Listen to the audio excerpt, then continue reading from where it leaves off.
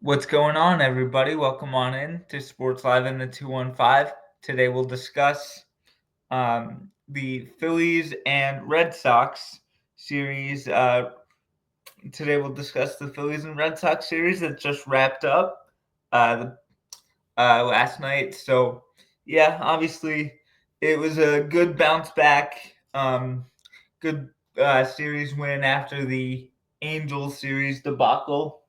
Um, so now the Phillies are kind of enjoying this off day and seeing if they can figure out a way to win a series against kind of a struggling Yankees team who um, had some rough defense, excuse me, in their game against the Toronto Blue Jays last night. So hopefully the Phillies can take advantage of those miscues if it happens. But let's continue to turn our attention to their AL East rivals from Boston. Yeah, this was kind of a one of those series where you had to really grind it out. It felt like a playoff series, and credit to Boston.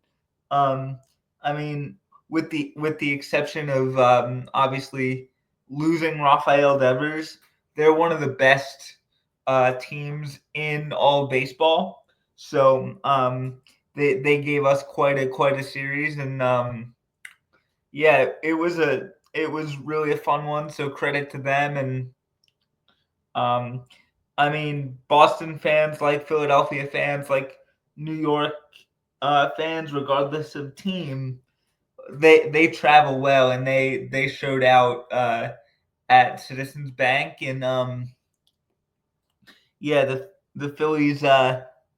It almost sounded like an even split on all the games that I was able to watch on TV and stuff. So um yeah, I mean it's just a fun series, two passionate fan bases um looking to battle for either the division or the wild card. So yeah, obviously that was as intense a series as I think there could be in late July.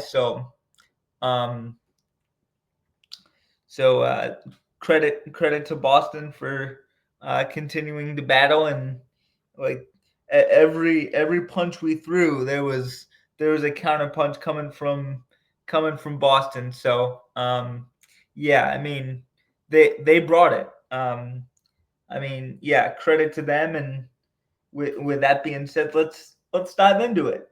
Um, I mean, firstly, Monday night's game, Zach Wheeler was absolutely dominant. He went 6 innings, gave up 7 hits, 2 earned runs. He was just absolutely incredible. And then following that, this bullpen was absolutely shut down.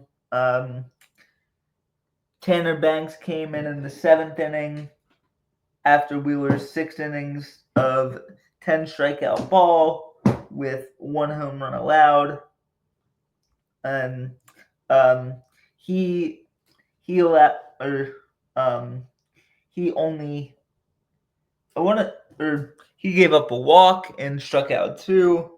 Following that, Kirkeren came in and he gave up a hit or yeah he gave up a hit, um, struck out 1.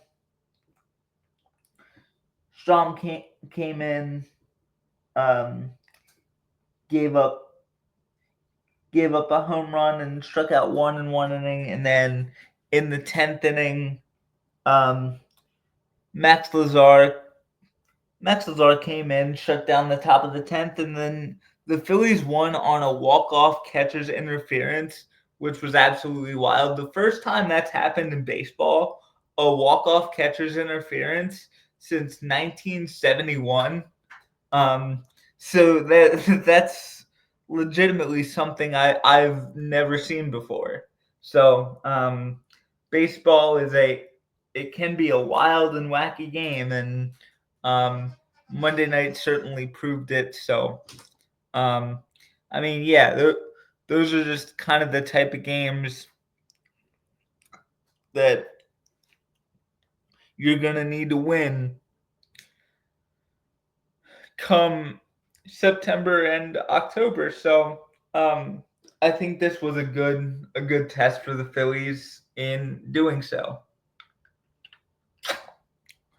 Take a sip of my water here, and yeah, I mean, it was just not a dramatic way to end a game, but the Phils will take it. It's still a W, or it's still a win in the win column. Um, so however wild and wacky it may seem, you'll certainly take it. Um, and with that, we move on to Tuesday, hoping to secure a series win. And that is just what we got by virtue of a 4-1 victory, aided by a complete game shutout, or a complete game 1-run performance by Christopher Sanchez. I mean, he was absolutely masterful. Just all of his pitches were working. In, out, up, down. He just had complete control. 9 innings, 4 hits, 1 run, 12 strikeouts, and a home run allowed. Um, Wheeler and Sanchez were the first pair of Phillies in their franchise's history to at least go 6 innings, um, have 10 or more strikeouts, and I think allow 1 run or less in back-to-back starts. That's for a franchise that's been around since 1883. That's incredible. Wheeler and Sanchez were just um, absolutely dialed in and just nasty. Just, oh my god. The one word to describe those guys was just ew. Like it's so much fun watching Wheeler, Sanchez, Ranger, Lizardo, and Nola when like they're all healthy and on their game. Because I truly believe that this is the best starting staff in baseball, and people who um, people who disagree with that um, can um, can feel free to have a debate with me in the comments section. Hold on 1 second. But I mean, Wheeler and Sanchez were both absolutely dominant on Monday and Tuesday. It's just a shame we couldn't get Wheeler the win. But obviously we got the win as a team, so that's um, much more important. But he proved why he's one of the best pitchers in baseball, and it looks like not taking the spot on the All-Star roster served him well, so that's always good to see. So yeah, I mean, Sanchez was was just absolutely dominant on Tuesday, and I I want to hold on, let me check some of these offensive stats. Uh,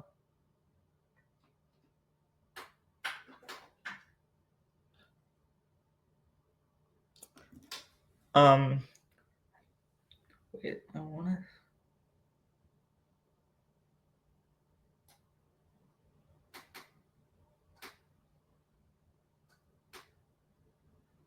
Oh yeah, Max Kepler hit a big home run, so that was good to see. Um, he he's he's had some games where it looks like he's breaking out of like his season long slump, but and then he had some other ones where it's just like woof, that guy just looks completely overmatched. So you don't really know what Max Kepler you're gonna get. So with with that with that being said, obviously he had a good game on Saturday night. He was he was good. He put some good at bats together. And he helped us secure the win. And obviously Sanchez, he was just really good. Obviously, you throw a complete game, only give up one run. Um, you deserve praise to be heaped on you for the next 4 or 5 days. So, um, yeah, that was obviously good to see. And then Wheeler with the 6 innings, 10 strikeouts. Um, Sanchez with 9 innings, 12 strikeouts. Again, first pair of Philly starters in their franchise history, which dates back to 1883, um, to go at least 6 innings, have 10 strikeouts, allow one or less runs in back-to-back starts. I mean, those two guys are two of what I would consider the most dominant pitchers in baseball.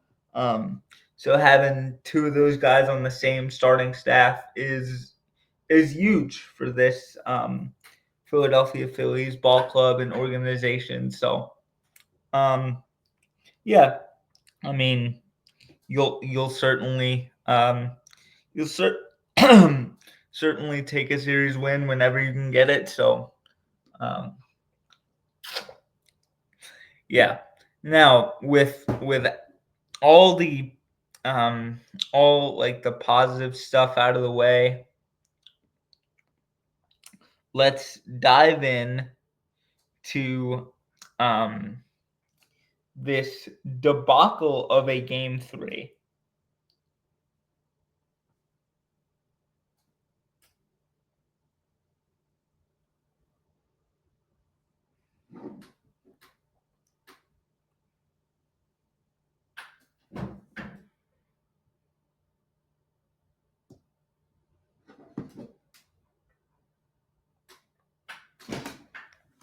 Um, so yeah, Jesus Luzardo goes 5 innings, 2 hits, 6 earned runs, 5 walks, 7 strikeouts, and the grand slam allowed. Following that, Jordan Romano went 1 inning, struck out 2, and then Daniel Robert went a third of an inning, gave up 1 hit, 1 walk, no runs. Kirkering 1 inning, 1 hit, 1 strikeout. Strom 1 inning, 2 strikeouts. Lazar 1 inning, 1 hit, 1 run. It was not earned. And then Seth Johnson 1 inning, 2 hits, 2 runs, one of which was earned. Um,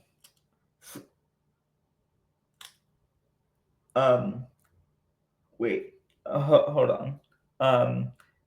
3 strikeouts and a home run allowed.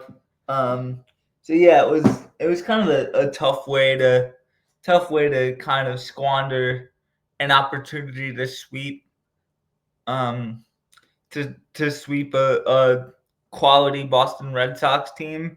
Um, but you'll take winning a series. Obviously, you lose the lead in the division, which isn't ideal, but it's only a half game. That can be made up rather quickly. So that's not something I'm necessarily worried about. I mean, it is July, but there's still almost 2 months to go in the season, so that's not something I'm tremendously worried about. So, with that being said, yeah, you're happy with the series win, and hopefully the Mets lose to the Giants. Who the Mets going on a West Coast trip, you never know what can happen when you cross those two time zones. So, the Phillies will see what happens. After they, of course, play the Yankees, um, the Mets will play the Giants. So we'll have to wait and see um, how that first game of that series turns out, and how the rest of that series turns out. Actually, um, and then we'll um, we'll see where the team is after this weekend. So with that being said, actually, this is your first of two videos today. I will preview the Phillies and Yankees series. So be on the lookout for that.